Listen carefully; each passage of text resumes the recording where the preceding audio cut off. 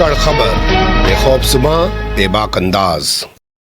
धाकड़ खबर में आपका स्वागत है। मैं आपके साथ हूं अकरम रईस खान। वैश्विक हलचल, जी हां, वैश्विक हलचल का वो ताजा बुलेटिन लेकर एक बार फिर से आपके सामने हाजिर हो चुके हैं, जिसमें बात करते हैं देश दुनिया ही नहीं, गाजा, इजराइल, फिलिस्तीन और ईरान से जुड़ी हुई कुछ खास खबरों की, क्योंकि इस वक्त पूरी दुनिया में सबसे ज्यादा चर्चा का विषय यही इलाका बना हुआ है। हालांकि चर्चा हमारे यहाँ कल 4 जून को आने वाले चुनावी नतीजों की भी पूरी दुनिया में हो रही है। लोग कह रहे हैं कि क्या नरेंद्र मोदी की वाकई में एग्जिट पोल के मुताबिक वापसी होगी, या कोई नया इतिहास भारत की धरती पर रचा जाएगा, या अब इतिहास लिखने का सिलसिला ही खत्म हो जाएगा, नरेंद्र मोदी के जीतते हुए सब कुछ दरम भरम हो जाएगा। तो इन तमाम देश विदेश की खबरों पर हमारे साथ बात करने के लिए रोजाना की तरह फिर से एक बार जुड़ने जा रहे हैं कृष्णकांत जी, यानी के जी, जो भारतीय वायुसेना के रिटायर्ड ऑफिसर हैं और जियो पॉलिटिक्स पर वाकई में अपनी गहरी और पैनी नजर रखते हैं। बहुत शुक्रिया सर वक्त देने के लिए। थैंक यू मिस्टर अकरम। क्या होने जा रहा है कल भारत में? बहुत अनुमान लगाने के मैं मूड में नहीं हूं, कल देखते हैं क्या होता है, लेकिन कुछ अजीबोगरीब होने की बात दिख रही है। जो देश और विदेश की बात कर रहे हैं, विदेशों में भी कई शक की नजर से देखे जा रहे हैं कि इस तरह का तो माहौल नहीं है। और क्यों तकरीबन बार बार एक दो ने तो वहां तक बोल दिया कि 410 420 आने वाले हैं भाजपा को सीट, या उनसे जो अलाइड है उनके साथ, तो कुछ ना कुछ तो गड़बड़ का अंदेशा उन्हें भी है। लेकिन अब देखते हैं कल क्या होता है। कल 9-10 बजे के बाद से संभवतः स्थिति क्लियर होगा, तब हम उस पर बात करेंगे। जी, संकल्प से सिद्धि की ओर, ये डायलॉग होता था बीजेपी का, और लगता है नरेंद्र मोदी ने इसको सही साबित करके भी दिखा दिया। वो भगवान के अवतार में हो गए, तो क्या भगवान को हराना इंडिया गठबंधन के बस में हो पाएगा? भगवान के अवतार हो गए, या भगवान के लोग इनके पीछे हो गए, या भगवान के पीछे हैं, इसको देखें तो अमूर्त रूप में, जिसको हम कहते हैं एब्स्ट्रैक्ट फॉर्म में आइडिया को लाना और जनता के ऊपर थोपना, यानी वह जो कंक्रीट है, जो मूर्त रूप में समस्याएं हैं, और जो हमारे सामने वह गायब है। यानी आंख के ऊपर एक ऐसा पर्दा डाला गया, दिमाग के अंदर ऐसा भरा गया या खाली कर दिया गया कि अमूर्त ही अमूर्त नजर आ रहा है कम से कम 30 से 35% जनता को। हालांकि ये लोग जो गोदी मीडिया, भूपू मीडिया कर रहे हैं, वो कह रहे हैं कि 50% तक वोट आएगा। तो 50% आएगा तब 400 के बाद नहीं, तब तो 500 के पार होगा। जी, लेकिन एक सवाल यहाँ पे ये भी तो उठेगा ना सर, कि वो जो सड़कों पे लोग आ रहे थे, निकल रहे थे, युवा बेरोजगारी के खिलाफ, पेपर लीक के खिलाफ, बढ़ती हुई महंगाई के खिलाफ, वो सब क्या था? वो सब झूठ था क्या? वो कहीं अलग ही दुनिया में चल रहा था क्या? भारत में नहीं हो रहा था वो? बिल्कुल सही था। और इसका कारण यह बताती है ये तथाकथित जो भाजपाई हैं, कि भाजपा विरोधी जनता अपने घरों से बाहर नहीं निकले, क्योंकि धूप बहुत ज्यादा था, जो कि शुद्ध बकवास है। और दूसरे यह कि जो भी इनका एग्जिट पोल है, मैं उससे कहीं से भी सहमत नहीं हूं। और किस तरह का आंकड़ा इसके तदनुरूप लाया जाएगा, वह देखने वाली बात होगी। हालांकि हमारे पास बिल्कुल जो सही आंकड़ा है उसको जानने का कोई जरिया अभी मेरे नजर में नहीं है। जी, बिल्कुल आप सही कह रहे हैं। हालांकि विपक्ष ने फिगर दी है 295 की। राहुल गांधी ने सुखदेव वसुवाला के गाने का जिक्र करते हुए कहा 295। तो देखते हैं क्या होता है। कल के डिबेट में इस पे बात होगी, लेकिन शुरुआत करते हैं बुलेटिन की। पहली जो खबर आ रही है वो है पुर्तगाल से। यहाँ जो है एक एयर शो हो रहा था, 2 विमान आपस में टकरा गए, एक पायलट नहीं रहे। कैसे देखते हैं आप ऐसे हादसों को और ऐसी घटनाओं को? ये दुर्भाग्यपूर्ण है। यह एयर शो पूरे विश्व भर में दिखाया जाता है, हर जगह किया जाता है। भारत का भी बड़ा प्रसिद्ध था, रेड एरो करके था। इनका नाम याक स्टार है। याक वो हवाई जहाज का नाम है जो सोवियत के समय में बना हुआ था, खासकर एरोबैटिक्स के लिए। एरोबैटिक्स मतलब ऐसे कर्तव्य करना जो नॉर्मल ट्रांसपोर्ट प्लेन नहीं कर सकते हैं, यानी वह लूप करे, रोल करे, जो भी करता है, बहुत सारे उसके हैं। और इसके बहुत सारे टीम थे, केवल पुर्तगाल ही नहीं, स्पेन के भी पायलट थे जिन्होंने मिलकर बनाया था।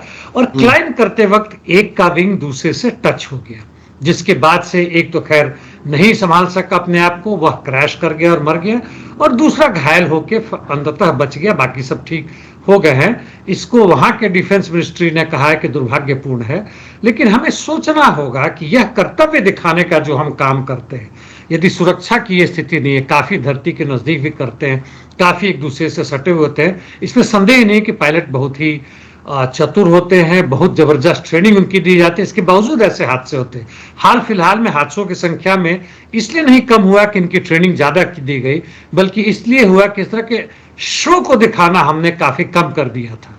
जी, आपको नहीं लगता कि ये शो जिस तरीके से एयरफोर्स जिस भी देश की होती है उसकी प्रतिभा दिखाने का एक तरीका होता है, लेकिन उससे ज्यादा ये एडवेंचर एंटरटेनमेंट का साधन बन गया और आजकल तो ड्रोन शो होने लगे?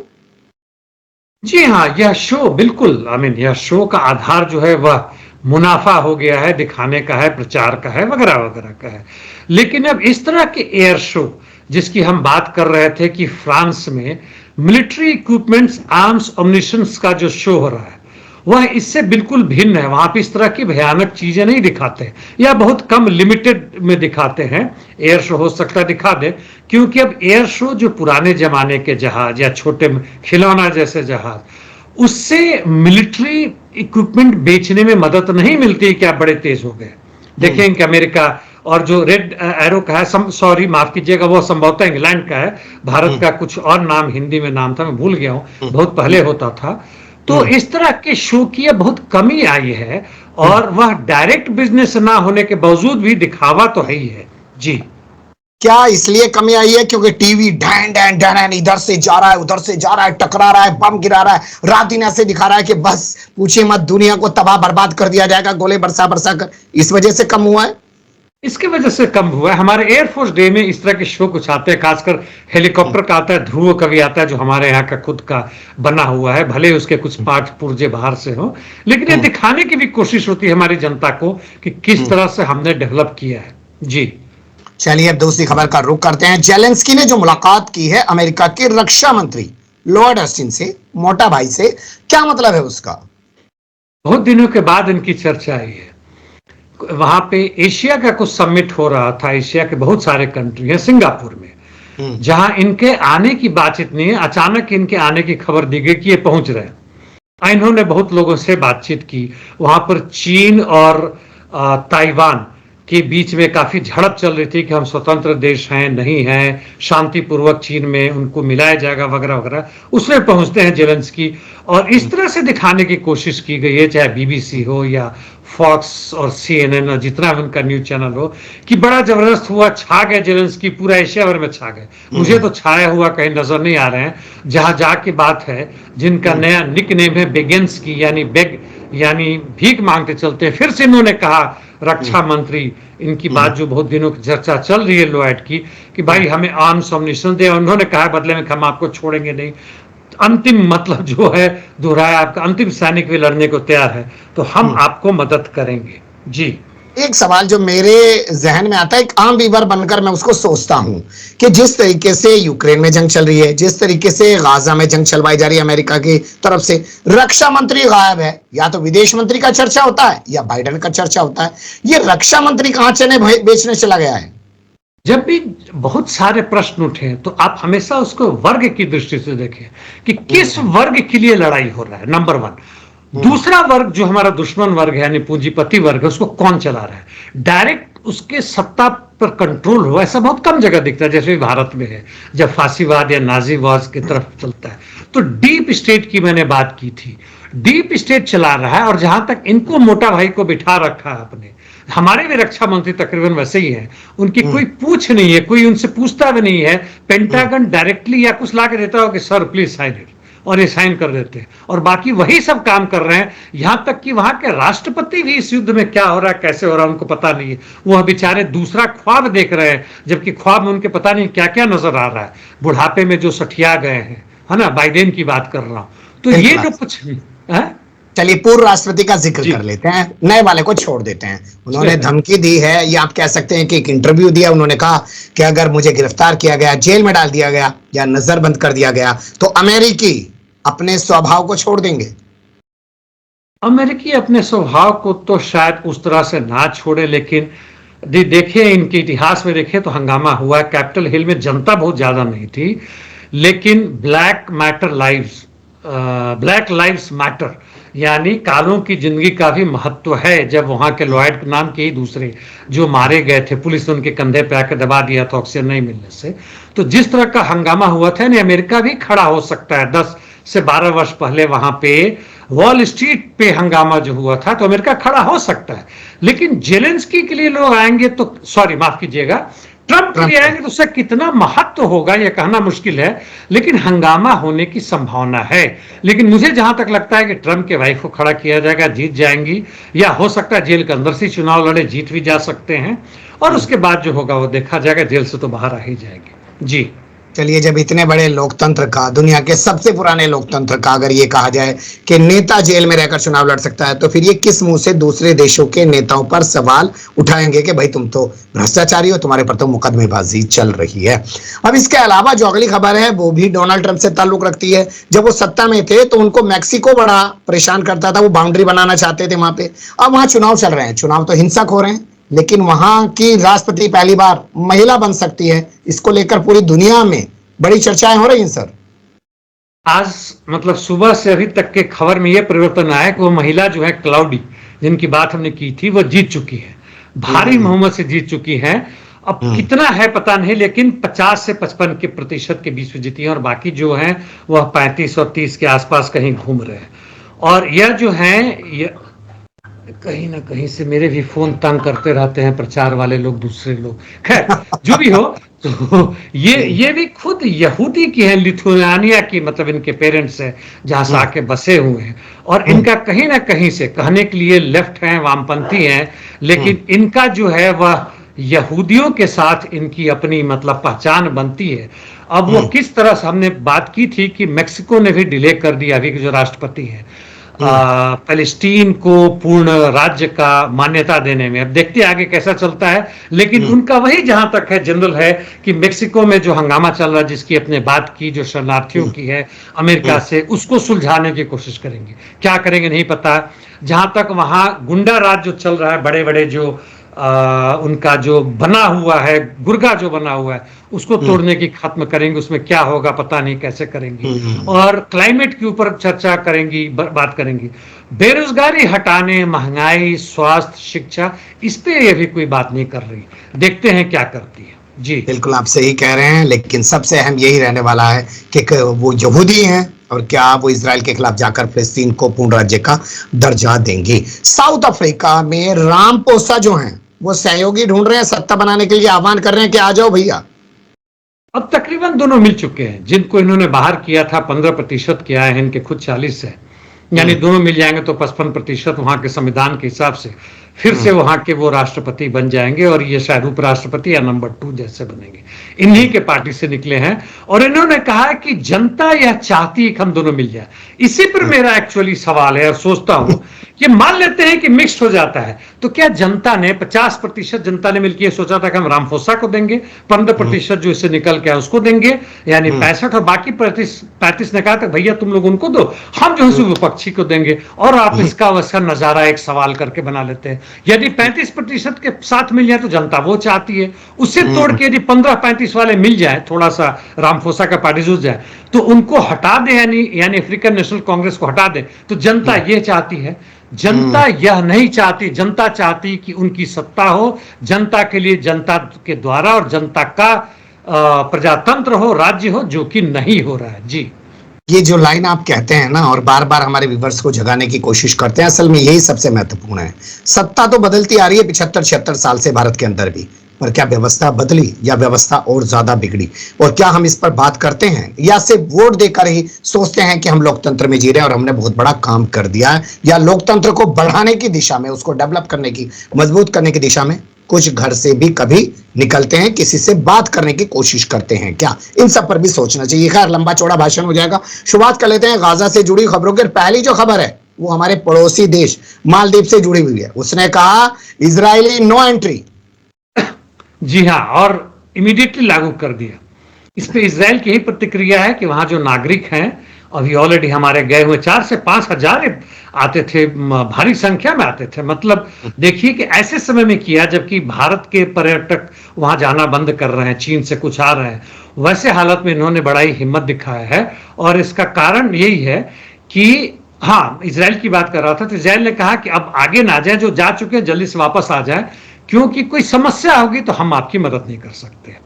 और जहां तक इनकी बात है, विपक्ष जो कि इनको इनका क्रिटिसाइज करता है कि तुम भारत के खिलाफ जा रहे हो, चीन के पाले में जा रहे हो। उसने कहा, अभी के जो विपक्ष है उसने कहा कि अभी गाजा में जो हो रहा है, आप इसराइल के साथ दे रहे हैं, वहां के नागरिकों को आना बंद कर दीजिए। और यहां पर पक्ष विपक्ष एक हो गया और मोइजू ने कहा कि ठीक है, तुमने मांगा और हमने ये मान लिया और ये हो गया। जी, कभी कभी ऐसा भी होता है वैसे। तो इसी से जुड़ी एक खबर देख लीजिए, जहां इजराइल के लोगों को मालदीव से भाग जाने के लिए कहा जा रहा है या उनकी नो एंट्री बैन कर दी जा रही है। लगता है इजराइल की संसद से अब नेतन्याहू को भगाने की प्रक्रिया शुरू हो चुकी है। बेनी गैंट्स ने प्रस्ताव पेश कर दिया संसद भंग करने का, चुनाव कराने का।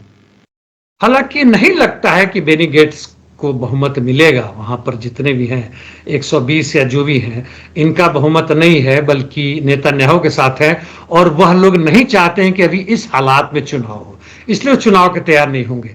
लेकिन जहां तक देखें, वहां की कैबिनेट में जो 3 मंत्री हैं, जिनमें नेतन्याहू खुद हैं और दूसरे हैं एक्सट्रीम जो दक्षिणपंथी हैं, उन लोगों ने जो वार्निंग इनको दे रखी नेतन्याहू को कि 6 जून तक आप यदि खास अपना एक ब्लूप्रिंट नहीं देते हैं कि आप हमास के खिलाफ गाजा में क्या करने जा रहे थे, हम आपका समर्थन देना बंद कर देंगे। तो ये तो बेन गेट्स अलग ही है, जो बाकी जो हैं वो भी अलग। और बेन गुई जी, तो यदि वो वास्तव में इनसे हट जाते हैं तो इनका बड़ा मुश्किल से बहुमत बनता है। 4-5 यदि उधर से इधर आ जाए तो खत्म हो जाएंगे इनकी। और यह अमेरिका भी चाह रहा है, वहां की जनता भी बहुमत में चाह रही है, या बहुत भारी संख्या में जनता चाह रही है, क्योंकि इनका कोई भी पॉलिसी ना तो वह सीधे लिखित रूप में है, ना ही क्लियर है, और ना ही इंप्लीमेंट हो रहा है जहां तक गाजा में लड़ाई लड़ रहे हैं। जी, अच्छा, मान लेते हैं सर कि नेतन्याहू की सरकार गिर गई, तो नेतन्याहू ने जो अभी बाइडेन द्वारा दिया गया जंगबंदी का प्रस्ताव स्वीकार कर लिया है अपने दक्षिणपंथी मंत्रियों के विरोध के बाद, और जिसपे हमास भी सकारात्मक रवैया दिखा रहा है, तो वो फिर से टाइम फिस उन्होंने फिर दोबारा कहा कि नहीं मानते। हालांकि अमेरिका ने खुलेआम दिखाया अपने एक प्रेस कॉन्फ्रेंस में कि नेतन्याहू इजिप्ट और जो तीसरा कंट्री इनके साथ है कतर, इन्होंने मिलकर जो ब्लूप्रिंट तैयार किया, तो हम तो उसी को लेकर आए, अब तुम कैसे नकार रहे हो। लेकिन नेतन्याहू दबाव क्या कर, देखिए मैंने कल भी कहा था कि ये सारे के सारे जो है अमेरिका, इजराइल और साथ साथ वो मिडिल ईस्ट के जो कॉम्प्राडोर्स है, जो प्रो अमेरिकन अपोज रैली है, ऐसे अंध गली में फंस गए जहां से इनका बाहर निकलना मुश्किल हो चुका है। ये कुछ भी करने में समर्थ नहीं हो पा रहे हैं, और इनकी समझ से बाहर है कि जो हमने कहा उसी को अब नहीं मान रहे, हम करें तो क्या करें, क्योंकि हमास से यहां पे अपनी पूरी ताकत दिखा रहा है। और हिजबुल्लाह ने भी कल उन्होंने गोलन हाइट्स पे अटैक किया है, और इसराइल का, जो कि मैं कंफर्म नहीं हूं, डिफेंस मिनिस्टर ने यह भी कहा है कि उनके काफी समय के बाद से 30 से 35 इजरायली सैनिक मारे गए हैं भारी संख्या में। यह जबरदस्त उनको एक झटका लगा है। जी, बिल्कुल आप सही कह रहे हैं। वैसे खबर आज ये भी है कि एलेप्पो में सीरिया के इजराइल ने भी 12 लोगों को मार डाला है, और इसी के साथ हमास जो कह रहा है कि अभी और अपमानित होगा और बेइज्जत होगा इजराइल, तब वो यहां से भागेगा। तो देखते हैं कैसे तस्वीरें बदलती हैं। रुख कर लेते हैं ईरान से जुड़ी खबरों का। अहमदी नजाद जो यहाँ के पूर्व राष्ट्रपति रह चुके हैं, उन्होंने भी चुनाव में ताल ठोक दिए, और सबसे अहम बात यह है कि 17 प्रत्याशियों में जो अभी तक सामने आए हैं उसमें एक महिला भी शामिल है। तो नई नई चीजें हो रही हैं ईरान के चुनाव में सर। इन 17 में जिन महिला की बात की, वह पहले वहां की सांसद की सदस्य भी रह चुकी हैं, एक्सट्रीम दक्षिणपंथी हैं, हिजाब का समर्थन करती हैं, औरतों के स्वतंत्रता की बात को नकारती हैं। और जब वहां पे 2019 के आसपास 20 के 22 के समय में जो हंगामा हुआ था, कई लोगों को फांसी की सजा दी गई थी, उसमें इनका भी हाथ था, इन्होंने हाँ किया था। और देखते हैं कि होता कि नहीं। जहां तक भूतपूर्व राष्ट्रपति की बात की, ये 2019 में नहीं, इन्होंने अपनी वो प्रत्याशी का वो डाला था, अहमद निजाज जो है, और उसका उन्होंने उस समय के जो अयतुल्लाह खमानी है उन्होंने नकार दिया था।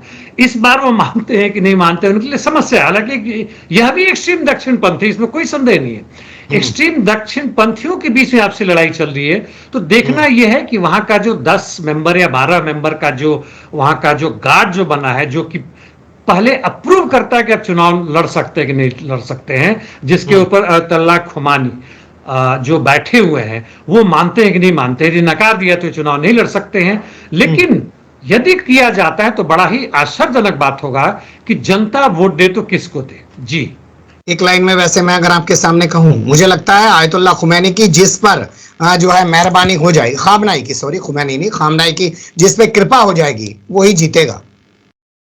मैं सहमत हूं। और अभी तक उनकी कृपा का खुलासा नहीं हुआ है, सब लोग उनके आगे पीछे घूम रहे हैं, देखते हैं क्या होता है। जी बिल्कुल सही है, क्योंकि उन्होंने इब्राहिम रईसी का एक विकल्प चुनना है और उसकी पूर्ति करानी है। तो कौन इब्राहिम रईसी की तरह साबित हो, उसी को लाया जाएगा। आयतुल्लाह खामनाई भी यही कोशिश कर रहे होंगे। अब रुक कर लेते हैं सऊदी अरब का। सऊदी अरब को क्या हो गया है, फिर से एक बार अपनी सबसे बड़ी तेल कंपनी का हिस्सा बेचने जा रहा है। हाँ, आरामको करके है, और यह दुनिया के 5 जो बड़े तेल की कंपनियां हैं उनमें से एक है, यानी काफी जबरदस्त है। 2019 के पास में इन्होंने 1.25% अपने शेयर बेचे, तो फिर इस बार इन्होंने किया। एक्चुअली कुछ बातें हैं, जैसे यह तो चीज नजर आ रहा है कि तेल का धीमे धीमे जितने भी कुएं हैं, रिसोर्सेज, वो खत्म हो रहा है। उसके ना खत्म होने के बाद ही जिस तरीके से क्लाइमेट बर्बाद हो रहा है तेल और कोयले के इस्तेमाल के कारण, उसको कंट्रोल में करने के लिए लोग बैटरी की तरफ जा रहे हैं। लिथियम वगैरह का कीमत बढ़ रहा है, चाहे वो अफगानिस्तान हो, बोलीविया हो, और बहुत सारे अन्य देश हैं, चीन के भी अंदर में है, शिनजियांग जहां पे कि मुस्लिम आबादी जहां है, उइघर वगैरह जहां है, उन सब में भी इसकी मतलब है, और वह शायद इनका स्थान ले ले अगले 5-10 वर्षों में। सऊदी अरेबिया की तरफ से कोशिश है कि 2030 यानी 5-6 वर्ष तक के बाद इनका जो भी पूंजी है जो इन्होंने लगा रखा तेल में, उससे बाहर डाइवर्सिफाई करें। अब जनता की और अपनी यह नहीं, विश्व भर में ये बेच रहे हैं, वह खरीद लेती है। यदि तेल का धड़ाम से गिरता है तो वो समझे, शेयर जो होल्डर है वो समझे। तो इसलिए जो शेयर धारक हैं, ठीक है, हर जगह बढ़ रहा है, हमारे में सेंसेक्स बड़ी तेजी से बढ़ रहा है, पूरी दुनिया में बढ़ रहा है, लेकिन किस समय यह गुब्बारा जो फैला जा रहा है, किस समय वो फूटेगा, कहना मुश्किल है। लेकिन इनका लक्ष्य वही है कि कुछ तो आधार हो, ताकि हमारा तेल खत्म हो, हमारे निजी पूंजी का, और जो पैसे हैं, जो पूंजी है, यदि वो खत्म होता है, टूटता है, और तेल का आधार खत्म होता है, तो हम कहां जाएंगे। उसकी सोच के तहत ये सब काम हो रहा है। जी, आपने शेयर मार्केट का जिक्र किया, तो फिर से एक बार भारत के चुनाव को लेकर आए एग्जिट पोल की चर्चा कर लेते हैं। जैसा कहा जा रहा था कि एग्जिट पोल जानबूझ के इसलिए लाए गए हैं क्योंकि एक ही दिन में, यानी कि सोमवार को जब शेयर मार्केट खुले, तो अरबों खरबों इधर उधर कर लिए जाएं, तो वो आज हो गए हैं सर। वह तो हो रहा है, वह पक्का होगा।